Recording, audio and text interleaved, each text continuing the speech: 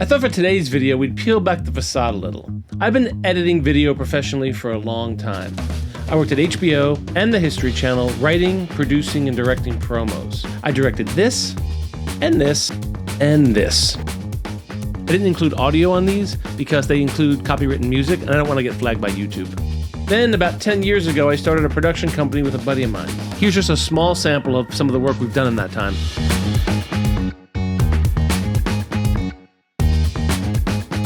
I'm the primary editor on all of our projects. So I thought that today I'd give you 5 tips that I think would make you a better editor. Better editor. Better editor. Better editor. Hey, I'm Mike. I studied film, I work in TV, and I love editing. So let's jump right in. These tips are pretty universal, but I'm going to be working in Premiere because that's where I'm most at home. I learned on Avid, I got really good on Final Cut Pro, and now I'm using Premiere.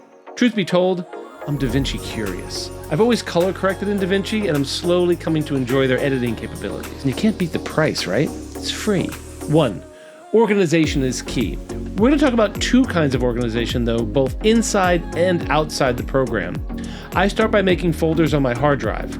The first folder I make is called RAW. Inside the RAW folder are all the camera originals and all the audio recorded on set. Basically anything that you can't get back. This is the thing I would grab if my house was on fire. The contents of this folder are never to be deleted. Let me repeat that. The contents of the RAW folder are never to be deleted. Sometimes when archiving projects, you go through and eliminate things that weren't used to make space on the archive drive. You might delete the stock music you downloaded or any scratch voiceover tracks you recorded, but you never, ever delete the RAW folder. Next, I create folders based on asset type, so I'll usually have one for pictures, one for music, one for sound effects. Keeping your media organized into folders will help you find things later. I typically retain this folder structure inside the project too. That's because in case media gets unlinked, and if you edit long enough, you will eventually have offline media, you'll be able to find it more easily. Also, keeping your folder structure the same inside and outside the project is just going to keep you sane. If you've got your folder structure set up one way inside the project and another way outside the project, you're going to drive yourself crazy. But we also do this because you might have to hand this project over to another editor. I do that all the time. I get too busy and offload my work onto one of my friends or vice versa. Sometimes I know one of my friends might have a better creative take than me on a particular project, so I'll ask them to take a crack at a rough cut, and then I'll take it across the finish line with client notes and final deliverables. I'm also typically working with an audio mixer and a colorist who will need access to my files or my project, so we found that if we're all organizing our media the same way, it helps cut down the transition time when we hand the project off. 2. The sequence. So let's start a sequence. I usually cut for audio first. I keep the video attached because they're linked and I want to keep them in sync. Because I came up in promos, we would typically put the voiceover on track 1, SOT or sound on tape on track 2. That's anything that's in sync with video like a movie clip or a soundbite. Whoa, this is heavy. Track 3 is reserved for all sound effects and track 4 is for music. I can count on one hand how often I've used voiceover in the last 10 years, so I just end up putting the dialogue from our interviews usually on track 1. It's like the VO of the spot anyway. Track 2 I'll still keep for SOT for movie clips or any other synced audio. It's not always possible to stick all the sound effects, for example, on track 3, so I would just push the other audio tracks down.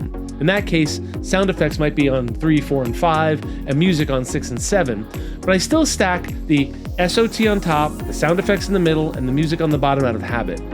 We work this way because this is how the networks want their textless versions delivered. A textless version is a version of your project stripped of all the text and delivered with split audio tracks. As for the video tracks, it's a little trickier. I still recommend keeping your tracks organized, but it isn't as easy. I typically put our camera originals on the bottom, tracks 1 and 2. Let's say we're shooting with 2 cameras. Tracks 1 and 2 will contain the video from those cameras. What I typically do is I stack the tracks on top of each other, and rather than cut out one that I don't want, I will go in, right click, and enable the track to make it come up or to make it go out, because we're constantly making changes until the end. So I like to do the enable disable tracks rather than taking it and cutting it out and then having to go track it down later. Typically track 3 I reserve as a black track because track 4 is usually my B-roll, my photos, my movie clips, and the formats may not exactly be 1920 by 1080, and the black track helps fill in the space around it. So as you can see here, I turned off the black channel. You can see my video behind it. And I think that looks ugly. I don't like the way that looks, so I put black in there, and then it just gives it a nice canvas. Above that, I'll do full screen graphics, then a separate track for lower thirds or overlays. Separating your video tracks is a good idea because let's say your colorist wants just the camera footage to work with, or you get revised graphics and you need to quickly replace all the full screen graphics. 3. Create breadcrumbs. In this business, everyone wants to put their 2 cents in it. Inevitably, you'll be making changes to your cut, whether you like those changes or not. So I'll start with a cut and immediately call it V1. When I get notes on it, and I will get notes on it, rather than go back and mess up the original, I'll copy the sequence, call it V2, and make changes to that sequence. I will have retained my original beautiful director's cut and will be able to deliver the monstrosity that I was forced to create because of some bad note. I'm actually joking. I really love getting notes. And when you get notes from someone who genuinely gets what you're doing and is trying to make the video better, it can be a joy. It can also be a pain in the ass. I've had some great bosses in my career who have left me enough rope to hang myself, but also knew when to tug at the leash. And being able to take notes is what's going to make you a better creative. I might even make a V2 if I'm in the middle of editing and I'm not sure about something, but I don't want to lose my progress in the original cut. So I'll make another version, try my idea out, and either continue with it or go back if it doesn't work. Sometimes the first cut our clients see is V4. I'll cut a V1, send it to my partner, he'll have notes, and then maybe it goes to our animator to apply graphics. That's V3 already, and then he'll come back with an idea that'll have me changing the video to accommodate his graphics, and you can see how easily versions can spiral out. Of course, you can get to version 20, and someone will ask to go back to V2. You just never know. As you can see, I'm on V4 of this particular project, and in the archive folder, I've got, let's make this a little bigger. In the archive folder, I have, so you see, first I started out with making a sync track. So I took camera A, camera B, and sunk it to the separately recorded audio. That was my first one. Then I made another version where our talent read off a script, and she did great. Then we did another one where she basically reiterated the same points, but during an interview. Turns out the client wanted a combination of both. So I cut each of them first for them to see, and they liked a little of one, a little of the other. I combined it into one. I got it down to about 2 minutes, and they thought, hey, that's a little too short. So now V4 is 2 minutes and 46 seconds. So it's just right. An editor friend of mine once told me that the project is a tiny file, so go crazy making versions of your sequence. Have 100 versions. Who cares?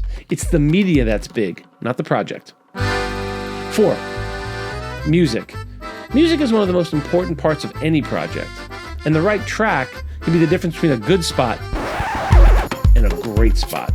I like stock music. It's come a long way since I first got into the business. My favorite is Epidemic Sound. This isn't an endorsement of them. They aren't paying me to say this. I just really like their stuff.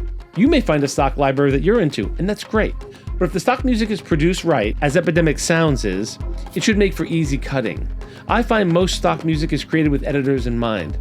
Editing music is one of the things that will really kick your productions up a notch. I try and time music swells with dramatic parts of my piece or particular lines in the dialogue. I also time tracks to end when the piece needs a breather. Changing music mid-video can be tricky, but we use it to create chapters. I've cut pieces of music multiple times just to get the movements of the song to sit right in the narrative I'm creating. Not to brag, but I consider myself a pretty good music editor. I can edit music seamlessly. See? Bet you didn't even notice that music edit. In fact, I usually go straight to the end and cut the end of the song under the end of my sequence first, so I know what I have to build to. I would also do this when cutting a 30-second spot. For example, before dropping anything in, I'll put the end page at the 30-second mark just to give me a sense of timing. The beginning and ending of your videos are the most important part, so make sure they land right. Another little music trick. At the beginning of a sequence, I usually mix the audio a little louder so your ear will catch the tune, then I'll lower it down as the dialogue takes over. Or I'll delay the dialogue from coming in by just a second or two just to give the start of the music time to catch your ear. It's amazing how good the human ear is at following a melody once it's latched onto it. 5. 2 cameras and 4K. I promise this is going to be an editing note. I don't do this on my YouTube channel, but when we shoot an interview, we usually have 2 cameras on the subject, both shooting in 4K. The two cameras are usually an A camera, where the subject is looking into the camera or just slightly off of it, and a B camera, which is just off axis a little bit, just enough to make it look like a second shot. We shoot with two cameras so that we can edit the person's speech without causing a jump cut. We could be taking paragraphs of speech out and you wouldn't even know it. It just looks like we cut to B camera in the middle of a sentence. It's a neat little trick that helps us make just about any soundbite work. If you look back at my very first video here on YouTube, I shot that with two cameras, really just out of habit. But in the end, I wound up cutting much of the second camera out because I thought it looked too professional. I know, right? YouTube has taught me not to fear the jump cut. That was something I was absolutely allergic to in network world. I started just leaving the jump cuts in and none of you complained about it in the comments, so it must not be bothering you. And I like shooting in 4K or 6K if it's available to give me options in edit. Our final deliverable is usually 1080, which means that when we're shooting 4K, we're shooting an image twice the size of our deliverable format. This allows us to punch in on the shot. Two cameras shooting 4K essentially gives us 4 distinct shots to work with. Camera A can be close-up and wide, and camera B can be close-up and wide. It also allows us to experiment with funky framings in post. You may have an idea on set for some funky framing, but then later realize it was a dumb idea. Or you could have a client who wants something funkier, and you're a little nervous about shooting it for fear they might change their mind. Again, it gives us editors more options in post. I hope you guys picked up some tips on how to kick your editing up a notch. I'm looking forward to reading your editing tips in the comments below. If you guys want to see more content like this, please like and subscribe. As always, film is about community. I'm Mike, and I love movies.